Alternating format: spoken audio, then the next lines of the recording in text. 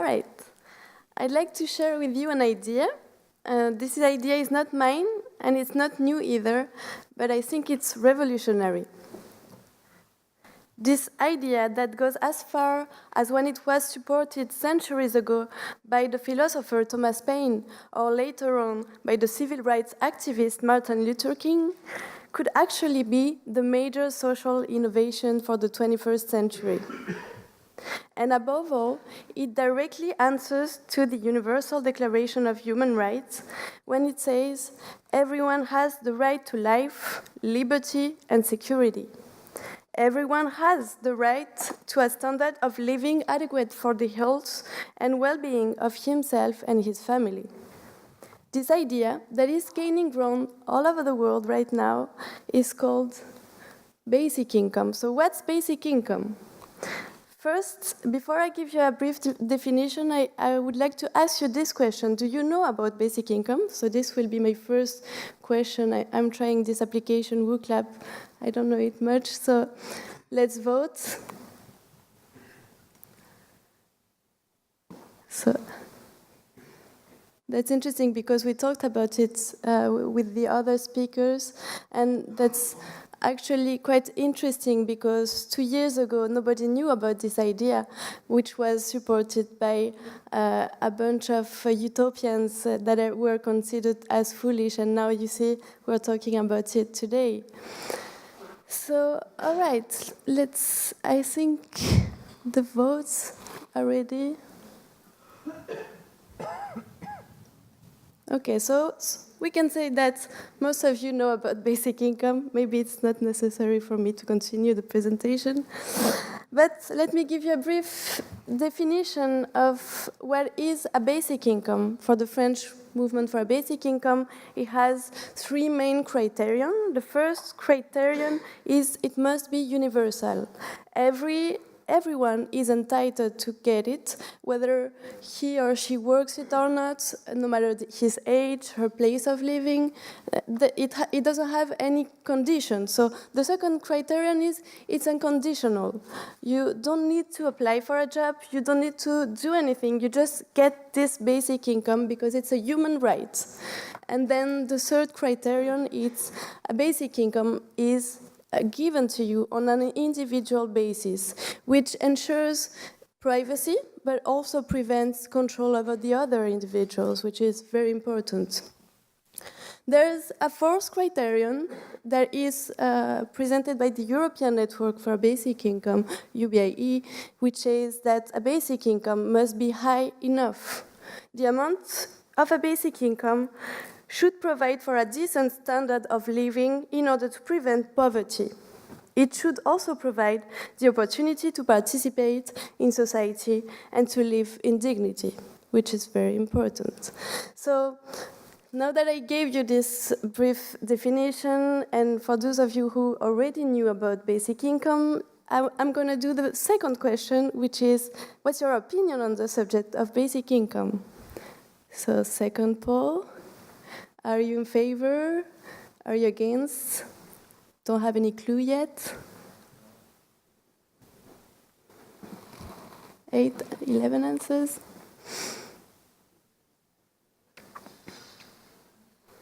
Okay. There are still more people in favor, I think. All right, well, I'll take the challenge.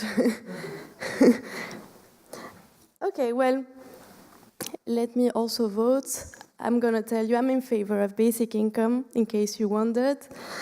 And I'm in favor of basic income because it could actually be a real emancipation tool that pushes in favor of more social justice. So it's not just an economical tool, but it's a tool for more social justice. And it actually could be the new social pillar of our societies at a time when the social welfare system is having more and more difficulties.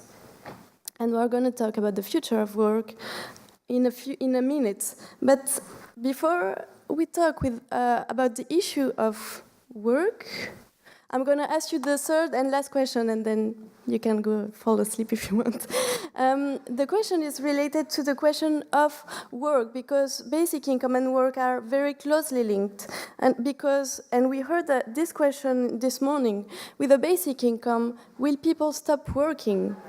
And I would like to ask you this question: what would you do? Would you keep working? Would you reduce your working hours or change activities, or would you just stop working?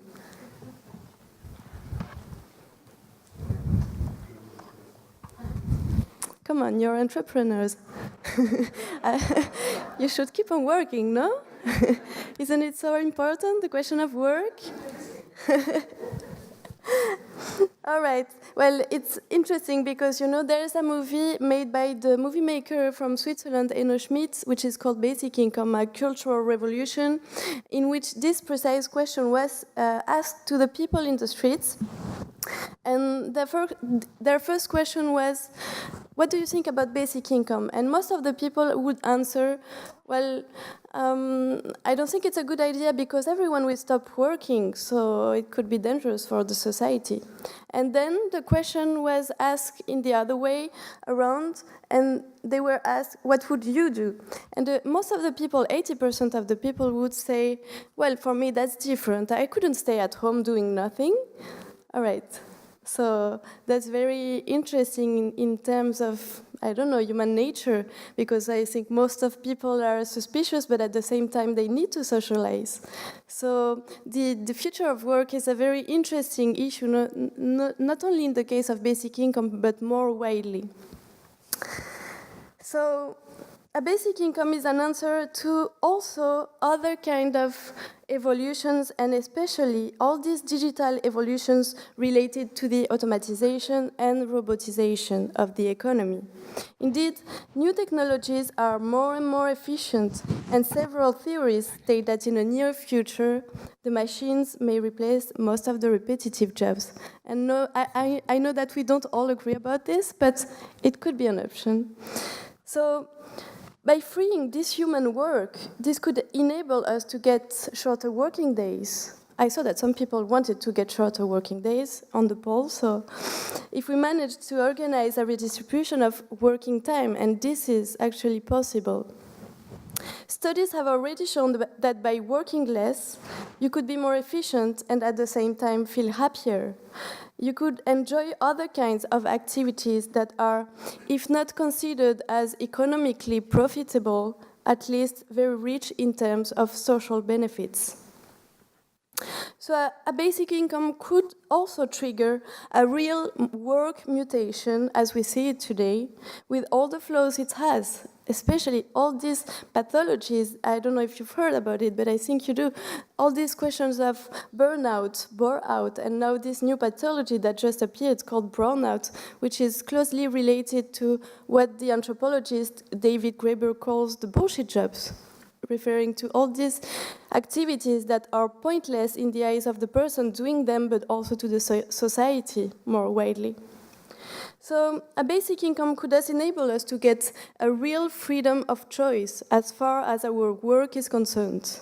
It can also help people to say no to some kind of jobs if considered unworthy. You can choose to work less in order to work better, to stop for a year to do a training course if you want to change careers, and it can also help you to look into the future and launch new initiatives with such a safety net. So now the question that often arises at that point is, how do you fund it? Because the idea is very nice, but if you don't have the means to fund it, well, not as interesting. But for me, the question of funding is more a political choice than an economic measure. But let me give you some options anyways.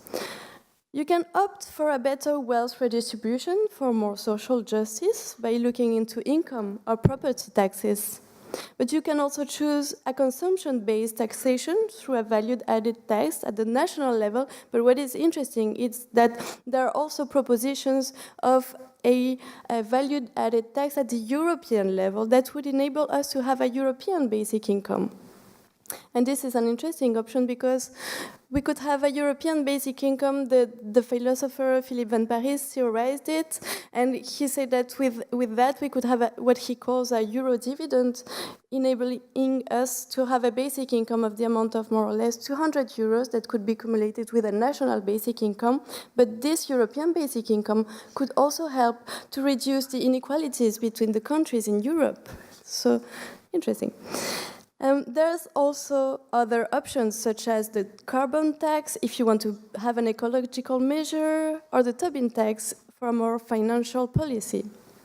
And even with money creation, by creating, for instance, at the local level, local currencies, or at the European level by proposing, for instance, a different form of quantitative easing. That means asking the European Central Bank to distribute this money that is now directed to the bank and give it directly to the people in the form of a basic income.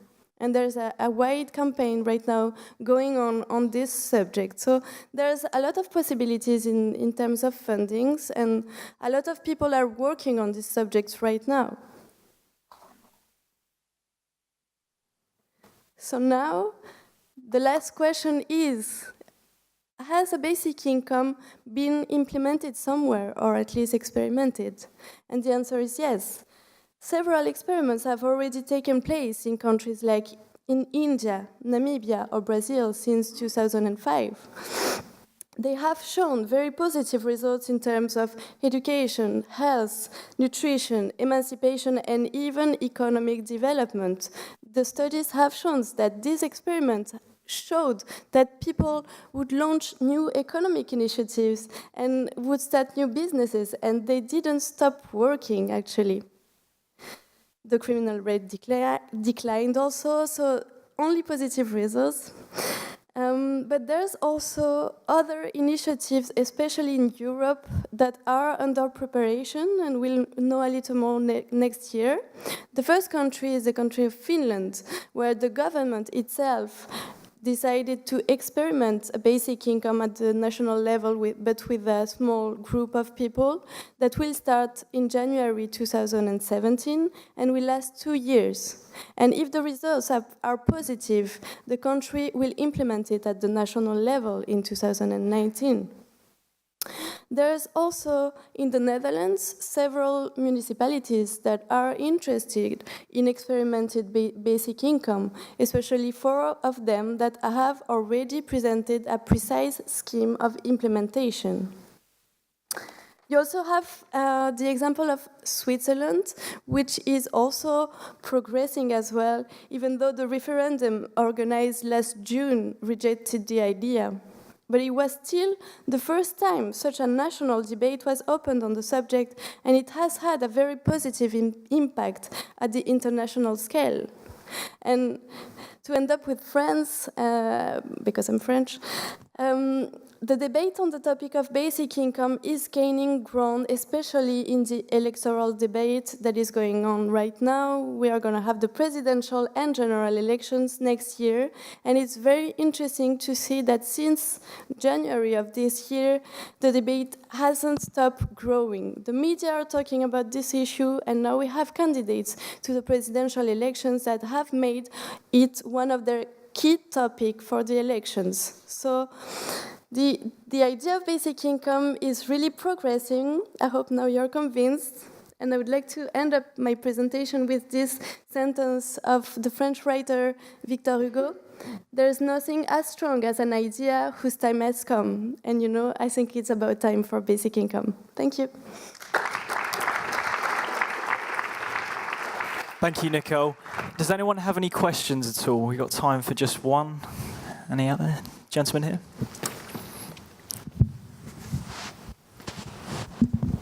Hi. How would the last few days we've just learnt about a lot of the tech economy companies, and in certain parts of Europe, certain parts of the US, a lot of the workers that work for these tech companies are not paid basic wages. Hence, there's a backlash against these companies. So how would this basic income concept, which is more on a national level, how would that work when the companies themselves are not even paying the basic wage? Thank you. Okay, that's an interesting question. What we defend is having a basic income at the national level is true. There's also options of having a basic income at the European level, but the idea also behind that, when we talked about the issue of work, is to also enable all these people having activities that are not always recognized as economically profitable, to give them this basic income as a recognition. You can talk about people, well, I think the issue with the high-tech companies is maybe a little tricky, but you can also think about the artists that are not always paid the amounts they would be entitled to. You can also think about people staying at home, the women taking care of their children, etc. So it's also a form of recognition to all the activities that are not only employment as we see them today. Thank you, Nicole. Thank you very much, Nicole, for your presentation.